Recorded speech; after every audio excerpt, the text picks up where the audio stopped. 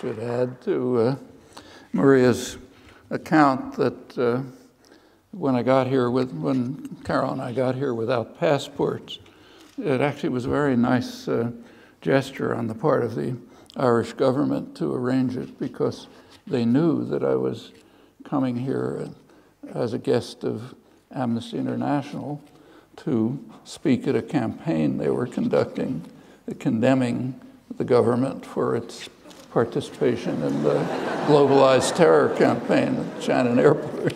But they went ahead anyway.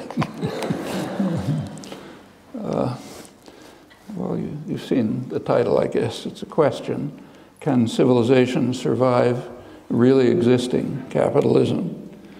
In referring to really existing capitalism, I have in mind what really exists and is called capitalism, though whether that's what it should be called is another question. And the United States is the most important example for obvious reasons.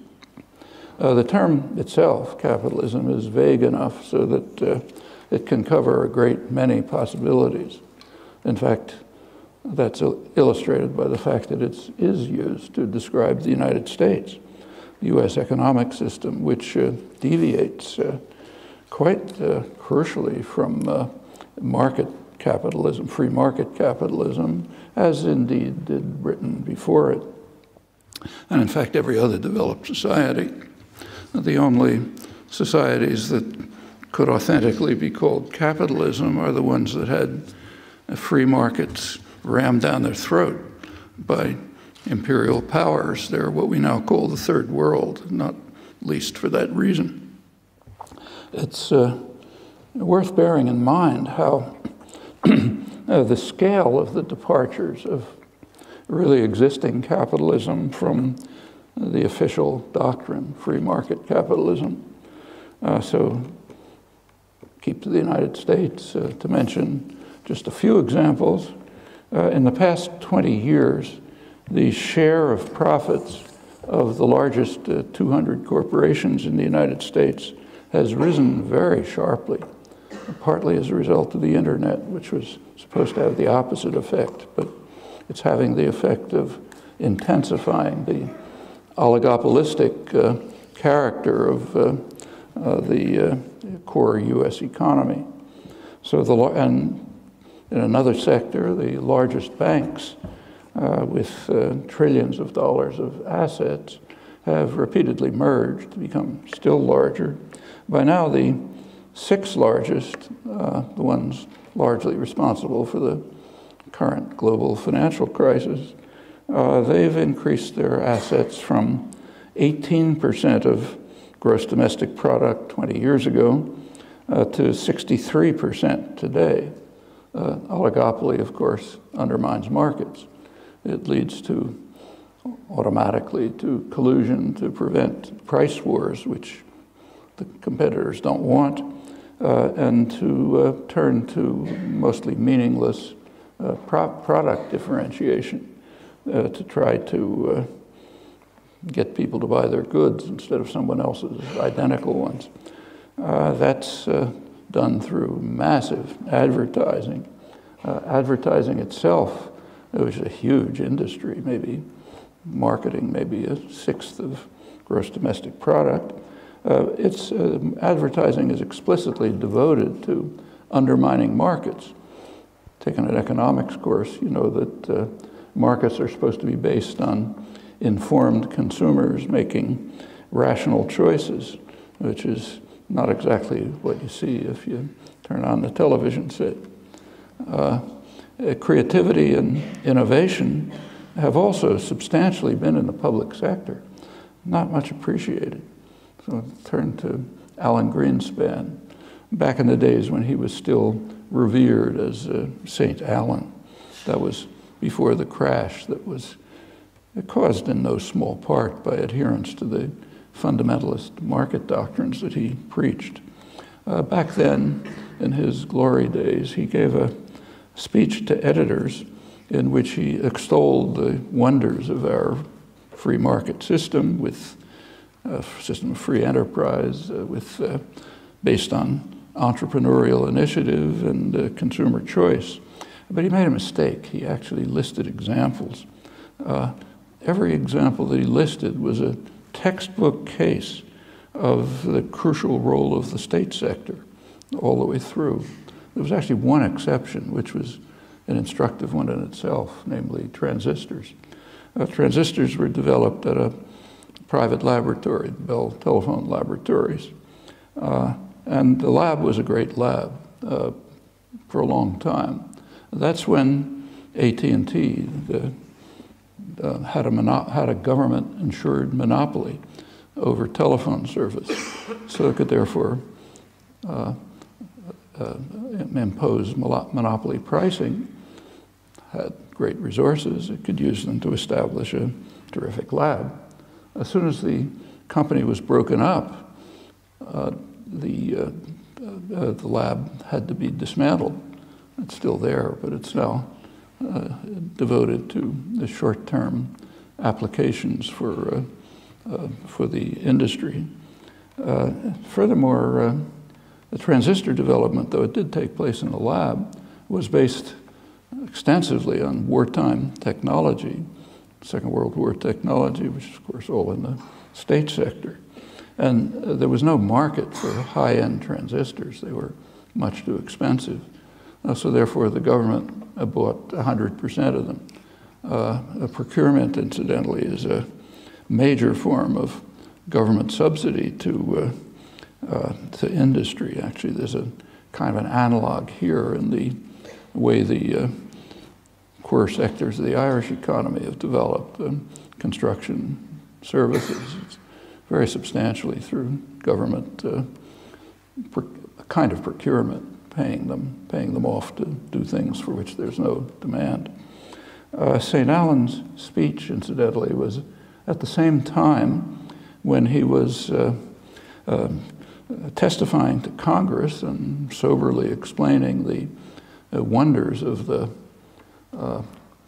great economy that he was directing to great acclaim at the time, which he attributed to what he called growing worker insecurity. That is, intimidating workers so that they won't make any irrational efforts to try to keep wages up to inflation, let alone up to productivity, which they ought to be kept up to. That's an obvious contribution to the health of the economy under really existing capitalism.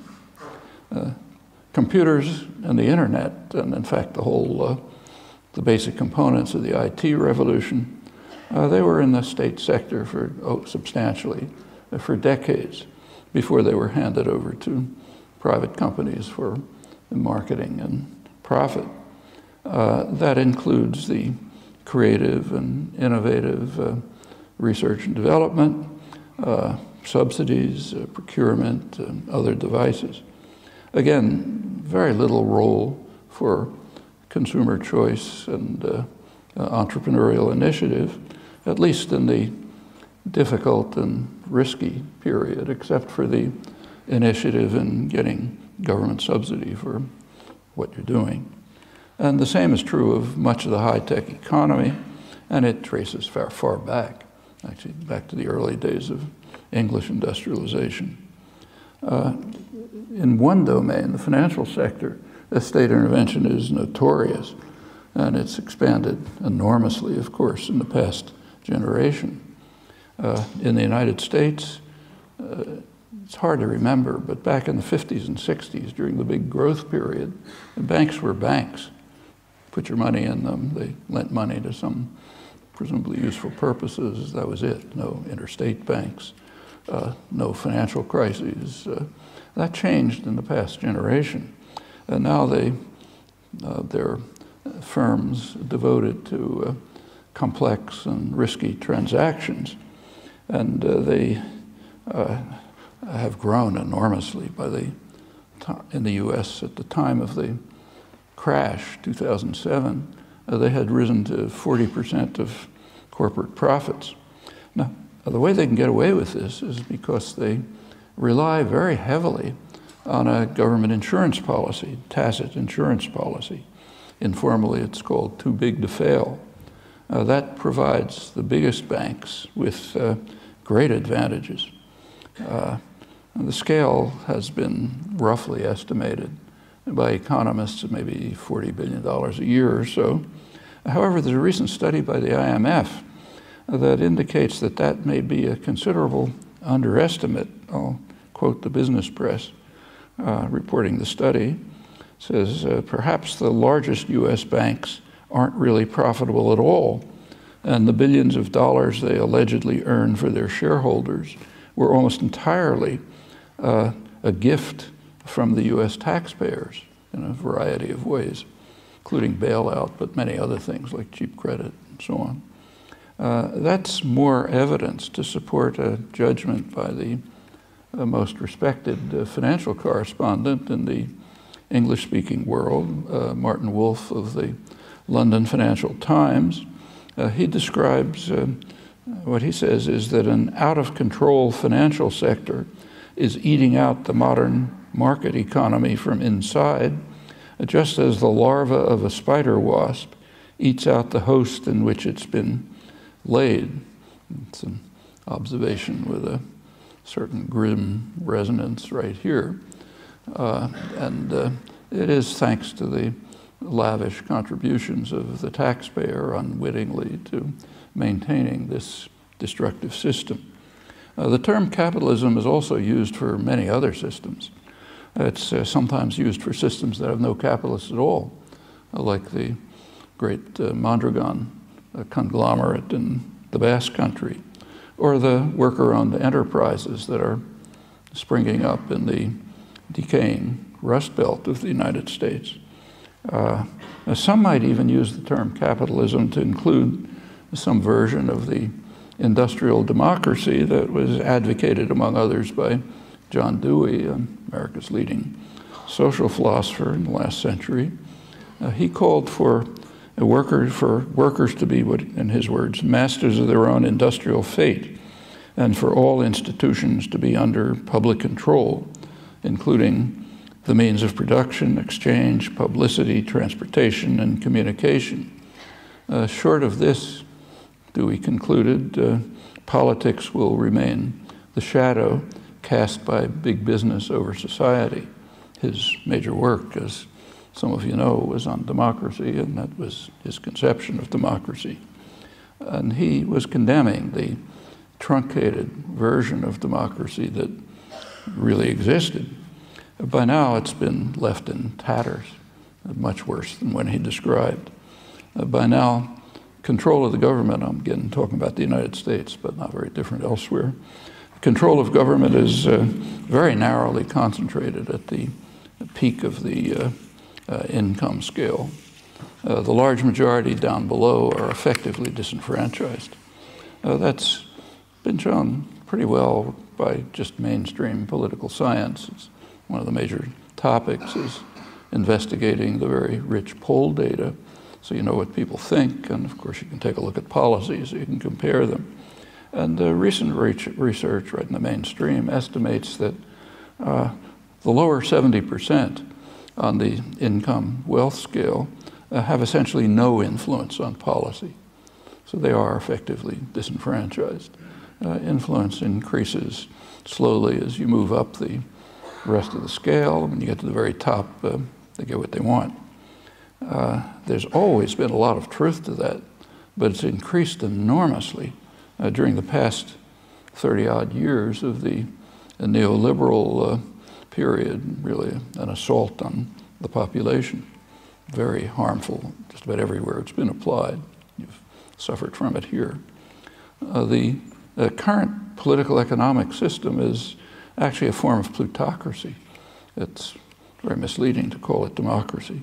Diverges radically from democracy, if by democracy we mean political arrangements in which what the public thinks has some influence on policy. There have been serious debates, academic debates over the years, about whether capitalism is in principle consistent with democracy. But if we talk about really existing capitalism, the question's answered. Certainly not. A really existing capitalist democracy, for short, RECD, you can pronounce it RECT if you like, they are radically incompatible. That's easily demonstrated. For reasons to which I'll return, it seems to me unlikely that civilization can survive a really existing capitalism and the sharply attenuated democracy that goes along with it. Now, an important question is whether actual democracy, functioning democracy, might make a difference. Well, it's hard to speculate about non-existent systems, but there's some reason to believe that it would.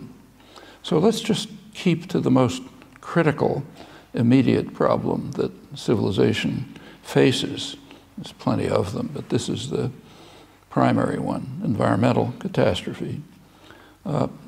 Policies and public attitudes differ quite sharply in the United States. That's commonly the case under RECT, but strikingly in this case. Actually, there's an issue of the last issue of the Journal of the American Academy of Arts and Sciences, which goes into this. I'll read some quotes. The researchers found that 109 countries have enacted some form of policy regarding renewable power, and 118 countries have set targets for renewable energy.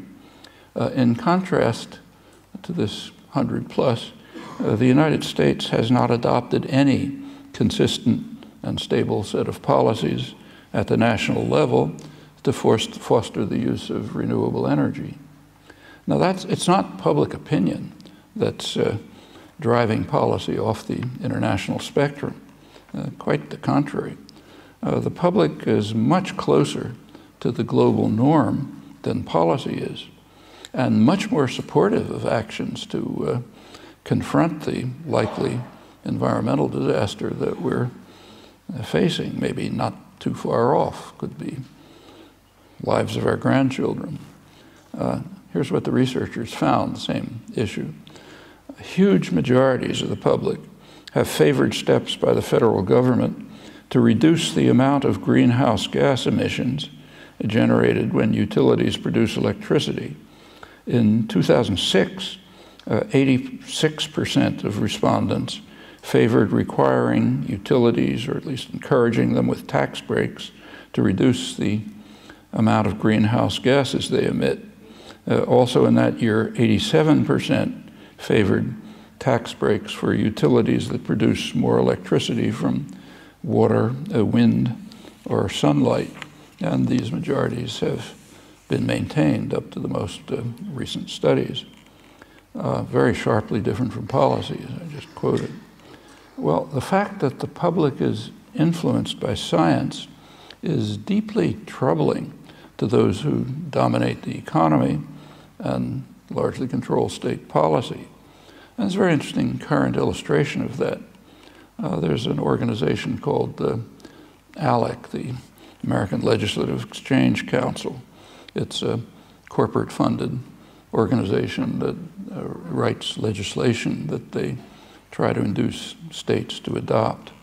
They have a new program. It's called an Environmental Literacy Improvement Act. The act is intended for schools K to 12, kindergarten to 12th grade. And the act, I'm quoting it now, the act mandates balanced teaching of climate science through these years. Balanced teaching is a code phrase that means teaching climate change denial in order to balance mainstream climate science. It's analogous to what's called balanced teaching that's advocated by creationists to enable the teaching of creation science in the schools. And in fact, legislation based on this act has already been introduced by a number of states. ALEC has plenty of clout because of the enormous corporate funding behind it. Of course, all of this is dressed up in rhetoric about the wonders of critical thinking, no doubt a fine idea, but you can think up better choices than an issue that threatens decent survival and by accident happens to contribute to corporate profits. The ALEC legislation is based on a proposal, a project of the Heartland Institute. That's a corporate-funded institute that's dedicated openly to rejection of the scientific consensus on climate change. The institute project calls for a global warming curriculum for K-12 classrooms. It aims to teach that there is a major controversy over whether or not humans are changing the weather. And in fact, there is a controversy. It's regularly reported in the media. On one side, you have the overwhelming majority of scientists, all the world's major national academies of science, all the professional science journals, the IPCC, the UN Intergovernmental Panel on Climate Change. That's one side. They all agree that global warming is taking place, that there's a substantial human component, that the situation is serious and perhaps dire, and that very soon, maybe within decades, the world might reach a tipping point where there's nothing to do about it. The process will begin to escalate sharply and will be irreversible with very severe economic and social effects. It's pretty rare to find a consensus of that nature on a complex scientific issue. Now, there is another side. It consists of skeptics, including a few serious, respected scientists, who caution correctly that much remains unknown, which means it might not be as bad as anticipated, or it might be worse. Only the first part is reported. And then omitted from the contrived debate altogether is a much larger group of skeptics. These are highly regarded climate scientists, happens to include the climate change group in my own university, MIT, and they regard the regular reports of the IPCC as much too conservative. And they've been repeatedly proven correct, unfortunately, but they're not part of the public debate, although they're very prominent in the scientific literature. Well, the Heartland Institute and ALEC are just one part of a huge campaign by corporate lobbies to sow doubts about the near unanimous consensus of scientists that human activities are having a major impact on global warming with possibly ominous implications. And there's nothing hidden about the campaign. It's quite public.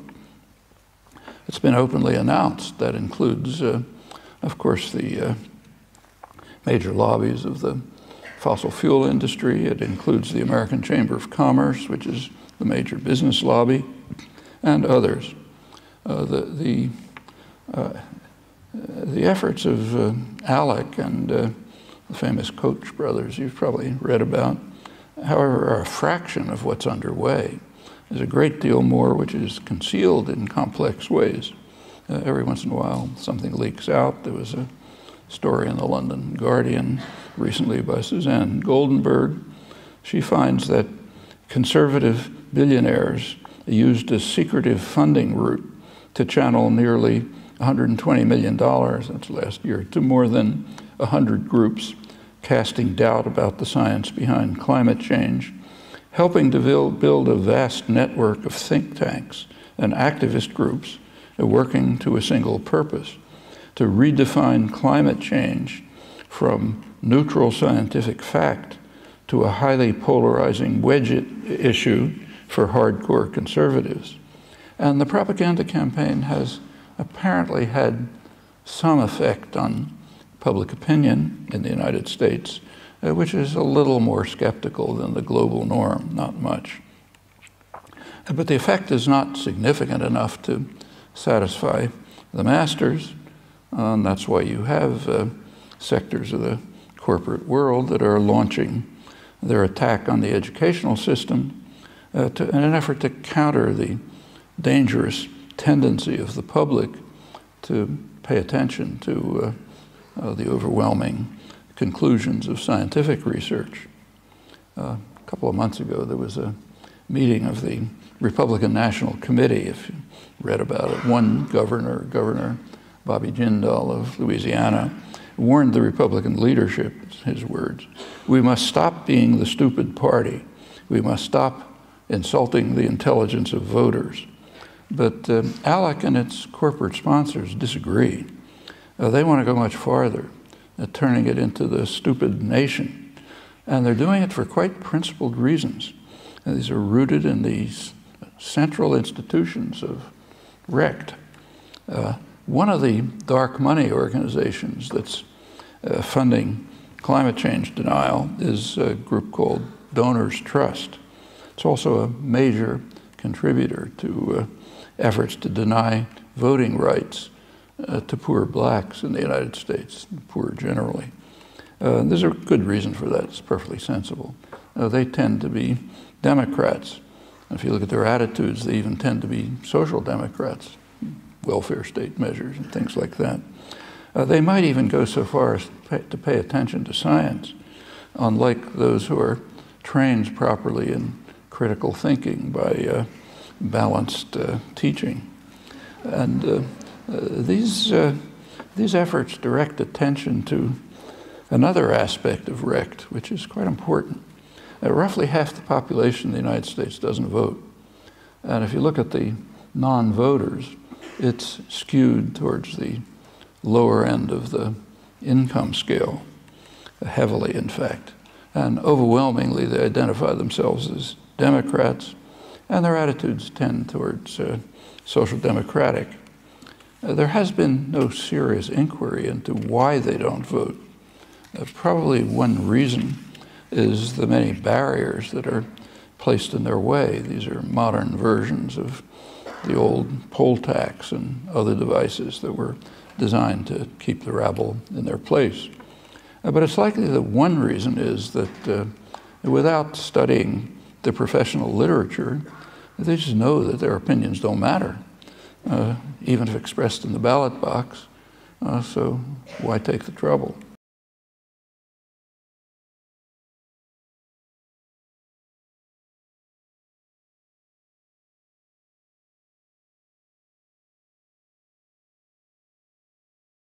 Corporate campaign to produce a stupid nation. So take Science, the major scientific weekly in the United States. A couple of months ago, it had 3 items, side by side, news items. One of them reported that 2012 was the hottest year on record in the United States. That continues a long trend. The second reported a new study by the U.S. Global Climate Change research program, which provided additional evidence for that rapid climate change is the result of human activities. They also discussed likely more severe impacts.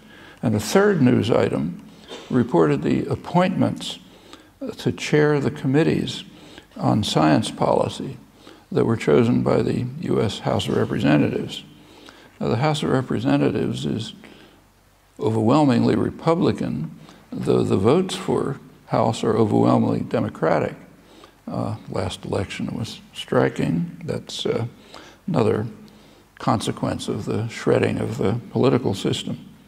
Well, there are 3 chairs. All 3 of them deny that humans contribute to climate change. 2 deny that it's even taking place.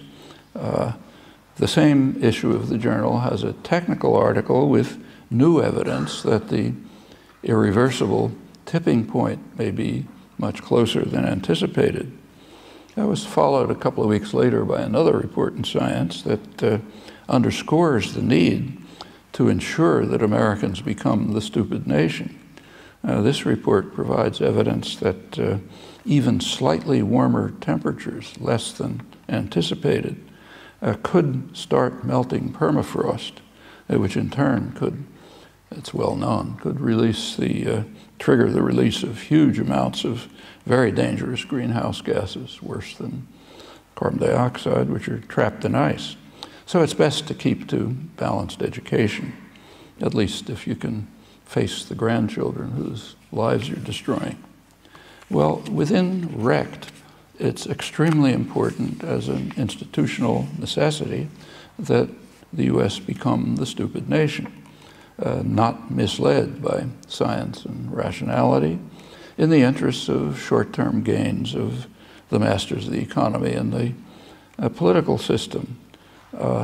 That's not easy to change because it's built into the institutional structures of the society.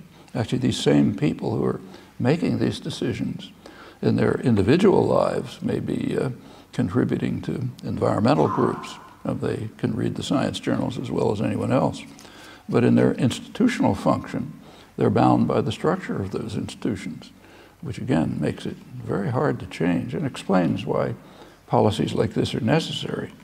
And the drive for stupidity goes well beyond climate change. So federal funding for fundamental R&D, research and development, has been dropping sharply as a share of GDP as compared with other countries.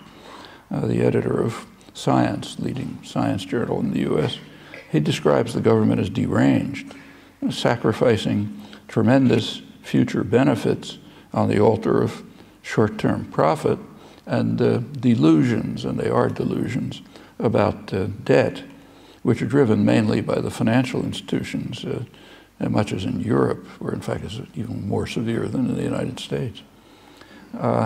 These commitments are deeply rooted in the fundamentalist doctrines that are preached within RECT, although observed in a highly selective manner if you look closely. We're given a couple of examples, because it's also necessary to preserve a very powerful state to serve the interests of wealth and power. It's what economist Dean Baker calls a conservative nanny state. Well, it goes beyond this. Market fundamentalism has a number of built-in, and in fact quite well-known, deleterious effects. So one, which is not discussed enough, is that market fundamentalism, while it pretends to expand choices, in fact sharply restricts them. So for example, if I have to get home from work, I have a choice in the market as to whether to buy a Toyota or a Chevy, let's say. But I can't choose between buying a car and having a public transportation system. That's not a choice that's open in principle in a market system. It requires collective decision making, and that's not an option. And in fact, it's under RECT, with the tattering of democracy, it's a diminishing option. And you can see the consequences. So for example, you can take a high-speed train from Beijing to Kazakhstan, and it'll probably soon go all the way to Turkey. But you can't take a high-speed train in the most heavily traveled corridor in the world, the Northeast Corridor in the United States, from Boston to Washington. In fact, the trains there are barely faster than they were 60 years ago when my wife and I first took them. And that's a natural aspect of RECT, really existing capitalism with a tattered democratic system. There are also what are called market inefficiencies in the professional literature. One of them, a serious one, is perfectly well known, gets a footnote in every economics text, is the failure to take into account the effect on others in a market transaction, so-called externalities. These externalities can be quite substantial. That's even true of simple transactions among individuals. When you move on to major institutions, they become huge. In fact, the current financial crisis is an illustration. It's partially traceable, substantially traceable, to the ignoring of what's called systemic risk. That is the risk that if some risky transaction has taken place, maybe the whole system will collapse. That's not a new discovery, incidentally. 15 years ago, the height of the euphoria about efficient markets, there were two prominent economists, one English, one American, John Eatwell and Lance Taylor.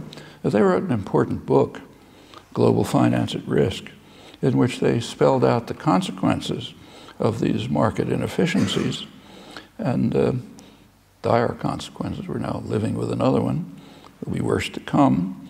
And they suggested means to deal with them, which of course were disregarded.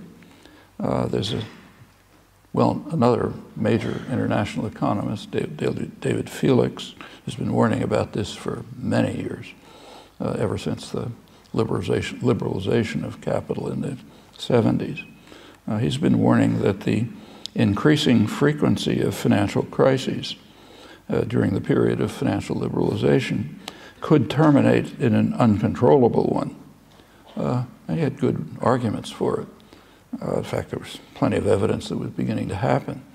But these voices were unheard during the corporate-sponsored deregulatory rage with, incidentally, the intellectual backing of theses about efficient markets and rational behavior that had no empirical basis, but were proclaimed with great confidence within the economics profession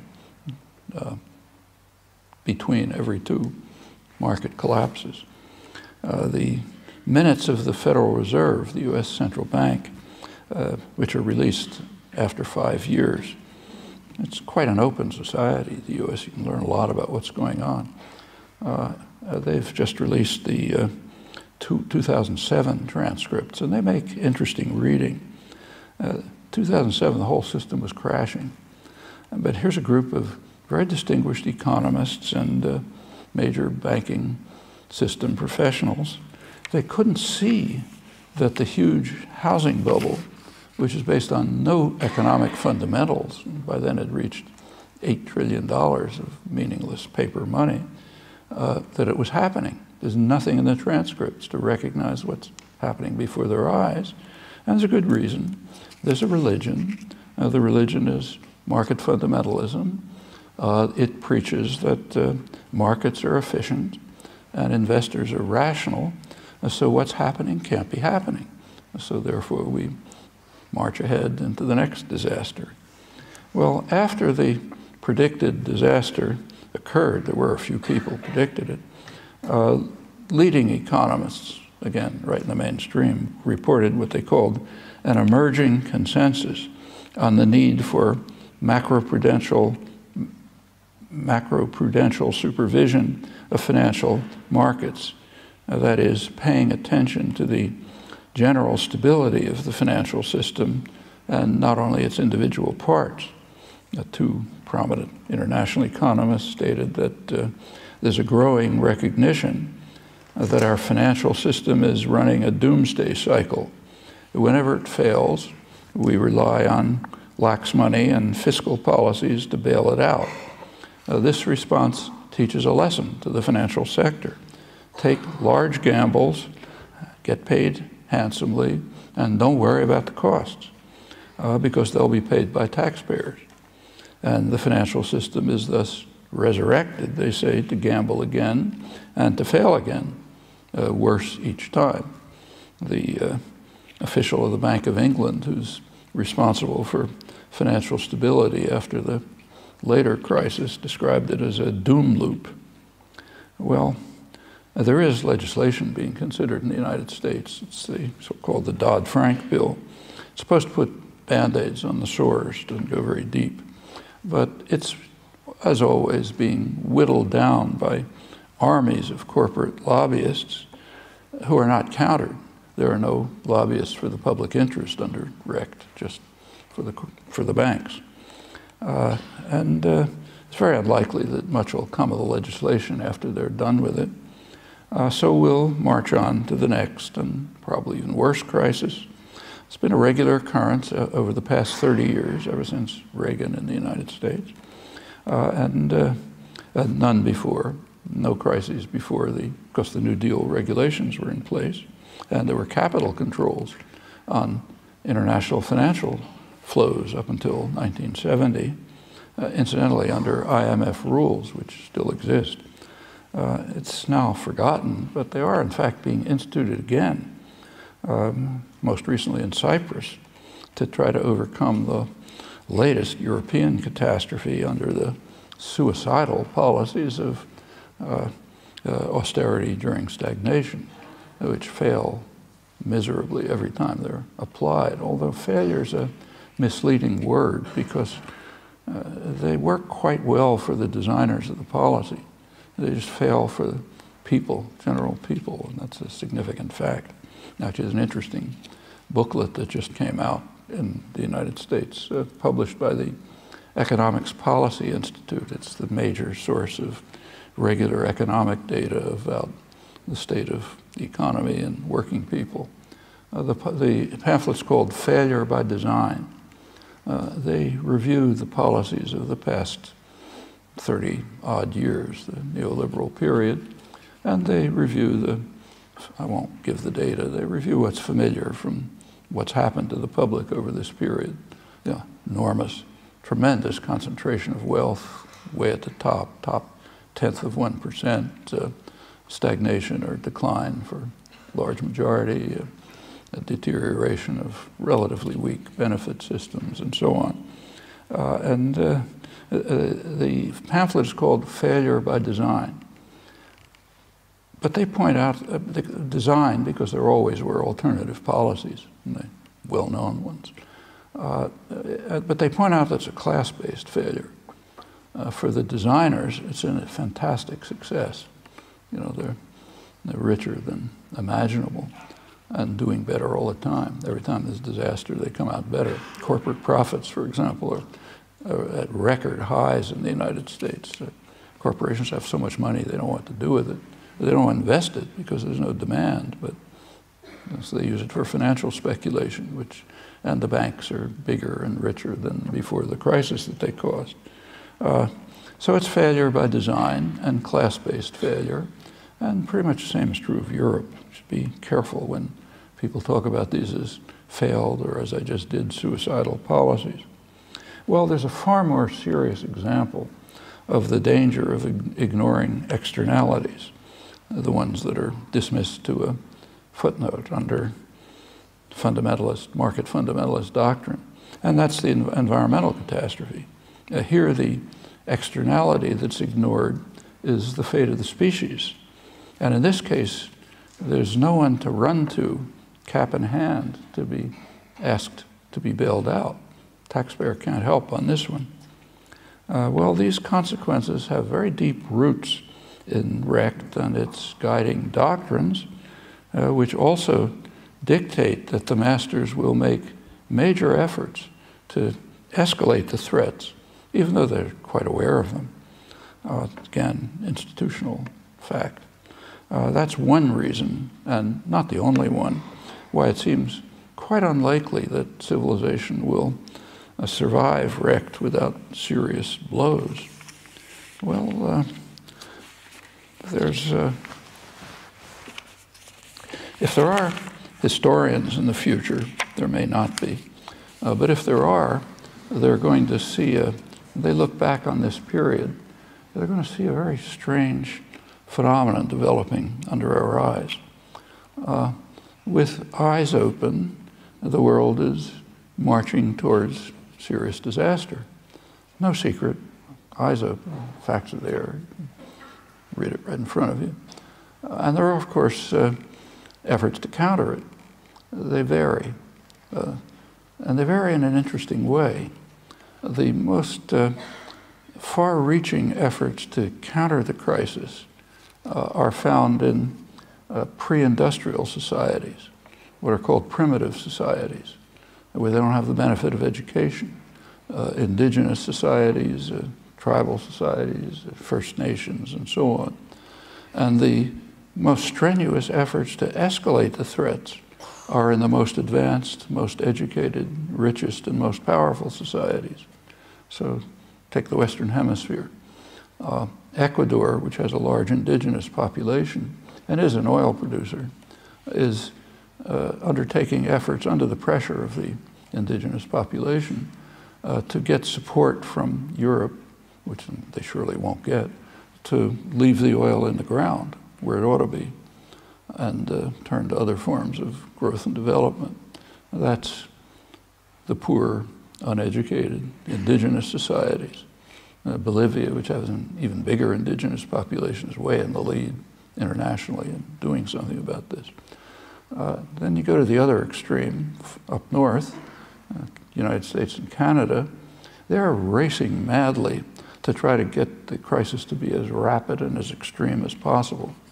That's what's called, you read the enthusiastic, euphoric reports about a century of energy independence, which are all over the newspapers, including the financial newspapers, and both political parties agree it's really a great thing. We're going to have 100 years of energy independence by trying to get every drop of fossil fuels out of the ground, including things like Canadian tar sands, which are extremely damaging to the environment, the local and, in fact, global environment.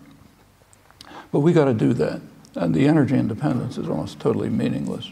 So we have to make sure that the crisis is as quick and bad as possible. All of these euphoric discussions don't raise the question, what's the world going to look like in 100 years? That's somebody else's business. Within RECT, you don't ask that question. Well, that's the scene that a future historian will see, if there is one to look back, and it'll be a pretty striking one. And it's up to us, actually, to decide if that scenario is going to happen. It's very